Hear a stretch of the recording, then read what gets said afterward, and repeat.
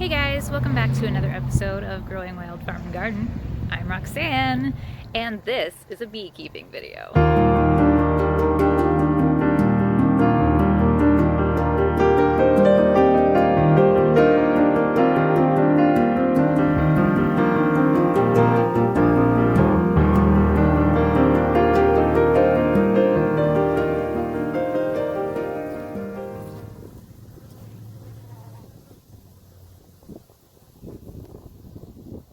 So if I do that, the sun's a little bright, so.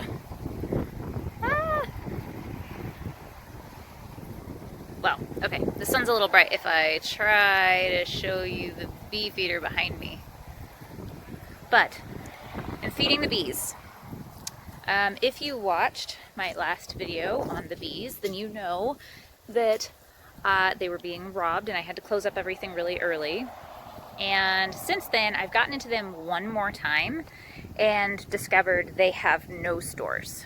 They are literally, I was able to lift the hive from the back end with just one hand.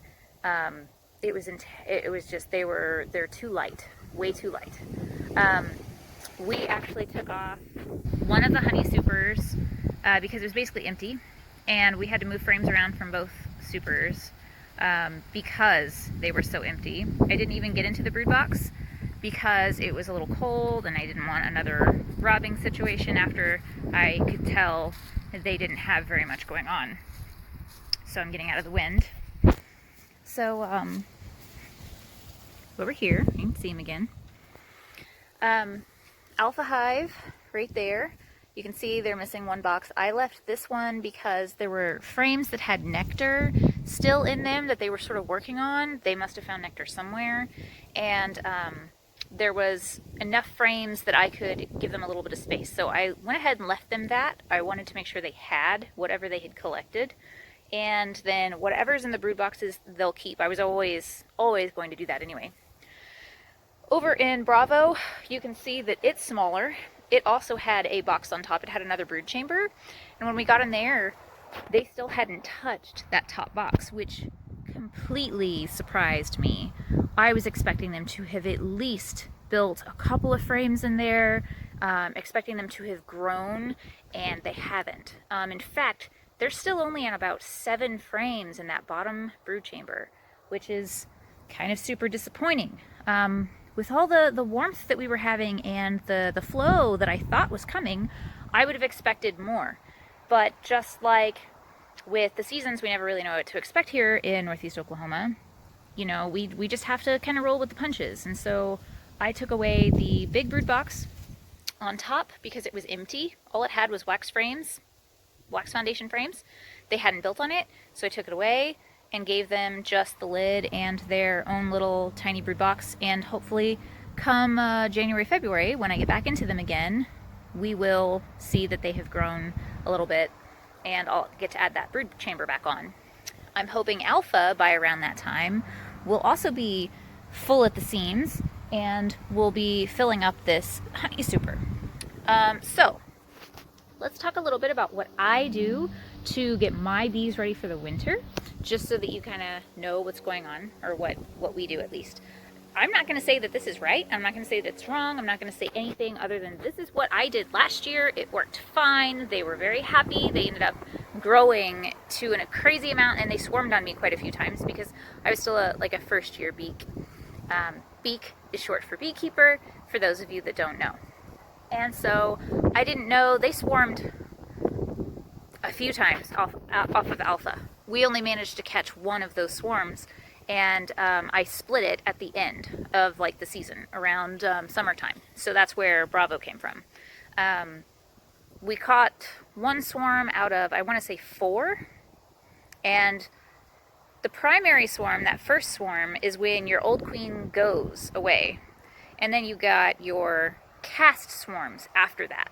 So one of the cast swarms is what Bravo Hive is. And, no, I'm sorry. Scratch that. One of the cast swarms is a swarm that we caught up in my neighbor's tree, and we ended up actually giving to a friend who had bees and lost their bees over the winter. So I wanted to sort of give them something back, and they're doing well. based on everything that I've heard.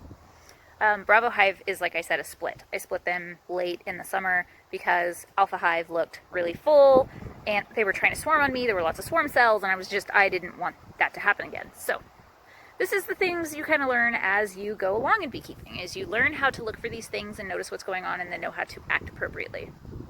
So let's talk a little bit about winterizing. So in my area, we have mild winters, and I'm only just really learning that. Our winters don't get much below, I want to say it's like 10 degrees Fahrenheit. In the winter, I mean, they can randomly get lower than that, but on average, we're in zone 7B, and so you can look up, you know, the temperature fluctuations for 7B, but I think that's what it is. And so last year, I left Alpha Hive with a screen bottom board and I pushed, there had like a little corrugated plastic sign in there for one of the count boards for beetles and mites that was shoved in there that I couldn't actually ever get out of there in the summer because, again, this is old equipment that somebody gave me. And so they overwintered in that just fine. They did great. And like I said, they had so many bees that they swarmed a lot. So I know that if I just give I give the girls a little bit of protection from the wind that we get around here, that they'll be fine. I don't have to do anything more spectacular. I don't have to wrap my hives here. We don't have to do a whole lot of preparing aside from just blocking the wind, which you can see this hay bale is for. I put that hay bale there, and I also put another hay bale right there next to Bravo, just to give a little bit of, you know, insulating stuff right there. I want to be sure that the winds don't really screw with them and don't chill them off too much.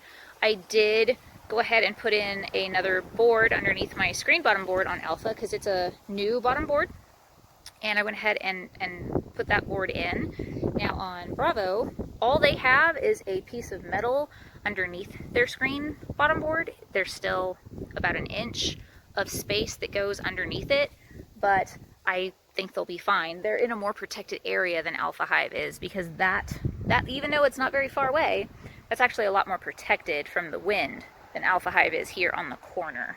So I think everything will be fine.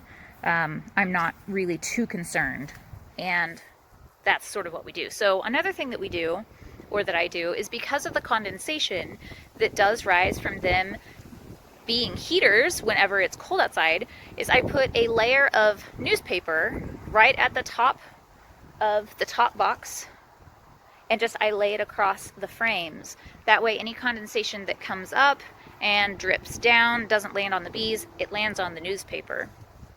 I know about quilt boxes, I know about other things, but that's what I'm doing. That's what I did last year, and everything worked out fine. In fact, by the time next year came around, the following spring, they had already torn it all out, and I could see little tiny shreds of newspaper all over the place.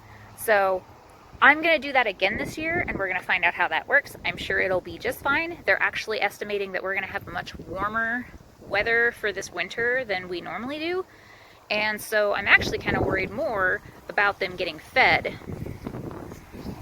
which is why my feeding station over here, where I was earlier, is open.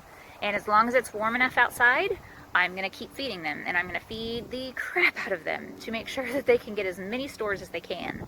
So far they've gone through, let's see, almost 3 quart jars and a full hummingbird feeder, which is roughly, I can't even say 4 cups, 3 cups, probably 3 cups. So whatever that ends up being, I'm not an accurate person when it comes to math, I apologize, but I'm just going to keep feeding them. I'm going to keep making it. It's a double ratio sugar syrup, so it's a 2-to-1 ratio, which means it's a heavy syrup because I want them to store it. A more spring-like mixture ratio is a 1-to-1, which is 1 cup water to 1 cup sugar. And in a double ratio, it's 2 cups sugar to 1 cup water. It's a little heavier. That's why they call it heavy syrup. And if you're a canning person, same thing. It's just, if you're a canning or candy maker, it's the same thing. It's just a simple syrup, and that's what we feed to the bees whenever they need it. And so that's what I'll be doing for as long as I can. And I will check again, you know, especially on the warm days. I'll be lifting up that hive to see how heavy it is and to see if they have enough. If they don't, I might feed straight just dry sugar and go with that. Since I haven't really experienced that before, I don't know if that's going to be necessary or not. My whole goal with these bees, and I've said it before, is for them to be self-sufficient. I want them to be able to deal with pests. I want them to be able to deal with, you know, droughts and dearths and all this other stuff. But I will help them to get them through winter. I absolutely will not leave them to starve or die of mites and things like that. I will do the best I can to help them along, but I really do want them to do what they do. I want them to be really strong on their own. So that's what I'm doing here at the Growing Wild Farm and Garden. What do you guys do? Like, is there any other beekeeper around here, Northeast Oklahoma? I'm in like South Tulsa, Glenpool area. That's where I live. What do you guys do? Do you do anything different? Are there any tricks and tips that you can leave for me? Because I'd love to hear them down in the comments. Really, it's a short video today because we don't have a lot going on here at the farm. It's winter time. As much as I wanted to do a fall garden, I don't think it's gonna happen as much as I wanted it to. It's just, time got away from me. The weather's not cooperating. It's rainy, it's not rainy, it's rainy, it's not rainy. It's freaking cold today after it's been 70 and 80 in the last couple days. It rained this morning and now it's 46 degrees. And Oklahoma. You know what, guys? It's Oklahoma. So I do know that the husband wants to take the barrels. We're going to be moving. We've talked about this before. If you've watched any of my gardening videos, we're going to move some of these barrels out of the way because we're going to be having a storage shed hopefully soon, as well as a fence basically in the area that I'm standing between our house and the neighbor's house, because we need a fence here so we can have rabbits and the other animals that we've talked about having. So that's our update today. I will definitely update you again, guys, especially when we start moving those barrels and we, you know, show you what we're doing, because a lot of that soil isn't that great of soil, and we have a little bit of a plan to fix that. So that's what we're going to be working on pretty quickly. We're also going to be going out to the deer hunting property that I've talked about before, but it's been a long time. It's about a 3-acre property that family members own that they've let us go and kind of do with as we will for like deer hunting. So we'll also have some updates on that. And if you're interested in that, you can check out our Instagram at instagram.com/growingwildfarmandgarden. And down in my little highlight story options, you'll see 3-acre property, and that's the one I'm talking about if you're interested in seeing any more about that. But that's it for today, guys. I hope you enjoyed the video. If you have any questions, feel free to hit me up in the comments. Of course, I would always love for you to like and subscribe. That helps me out a lot. And then you can hit that little notification bell so that you get notified whenever I actually upload something new.